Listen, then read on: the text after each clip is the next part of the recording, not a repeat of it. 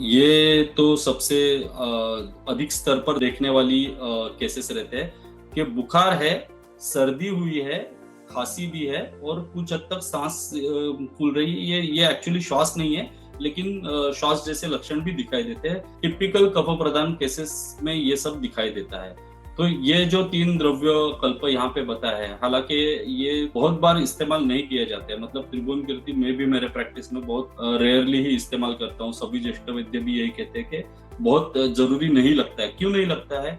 क्योंकि इतनी साम या गाढ़ अवस्था में पेशेंट्स जनरली हमारे पास में नहीं आते, वो एलोपैथी लेके ठीक हो जाते हैं। लेकिन कोविड के समय में हम सबको एक थोड़ा अवसर मिला ये सभी चीजें अधिक स्तर पर ट्राई करने का या प्रयोग कर देखने का, रिजल्ट ओरिएंटेड।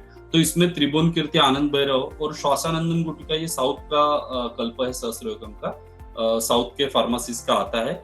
ये तीनों को एक साथ लिखने की चेष्टा इसलिए की है क्योंकि हिंगुल और वत्सनाप का ये कल्प है। वत्सनाप टंकन के साथ हमेशा आता है और इसमें लगभग तुलसी, अदरक सोरस और दत्तूर, इनमें से किसी 1-2 सोरस की भावना दी हुई रहती है। तो ये वेरी पोटेंट कल्प है, अति उष्ण कल्प है, जो ज्वर को तुरंत नष्ट करता है, कफ का आवरण निकाल देता है और तुरंत स्वेद प्रवर्तन भी कर देता है।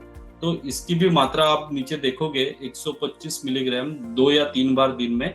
ये रुग्ण के बल, प्रकृति और काल को देखते हुए ही इस्तेमाल करनी है। और कफ प्रकोपित ऐसे ज्वर युक्त रुग्ण आ रहे हैं तो आप जरूर इसका प्रयोग करके देख सकते हैं। उष्ण सेवन करना इसमें निषेध है और पित्त प्रकृति और ऐसे लक्षण रहेंगे तो भी निषेध है, ये जरूर ध्यान में रखना। लेकिन ऐसा है कि निषेध है, इसके लिए इस्तेमाल ही नहीं करना बहुत दिन लेकर, ऐसा भी नहीं होना चाहिए, ये ध्यान में रखना।